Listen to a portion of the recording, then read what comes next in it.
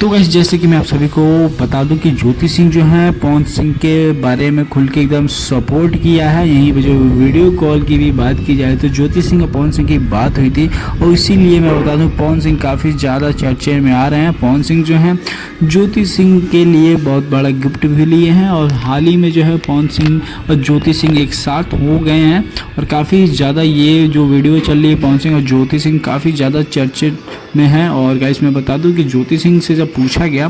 कि पवन सिंह के बारे में क्या आप कहना चाहेंगे, क्या सपोर्ट आप करती हैं, तो ज्योति सिंह एकदम खुल के बोला कि हाँ क्यों नहीं, बिल्कुल मैं उनको सपोर्ट करती हूँ, वो भी हमको सपोर्ट करते हैं। हम लोगों में कोई भी जैसे कि विवाद नहीं है, जो भी विवाद था वो ख़त्म हो चुका है और हम दोनों एक साथ इस टाइम पे हैं। तो गाइस मैं बता दूँ आप लोग ज़रूर कमेंट करके बताइए कि आप किसके सबसे ज़्यादा फैंस हैं, ज्योति सिंह या पवन सिंह, और ये दोनों एक साथ हो गए, सही हुआ या गलत हुआ। फिर मिलता है अगले वीडियो में, तब तक के लिए thank you for watching and bye bye.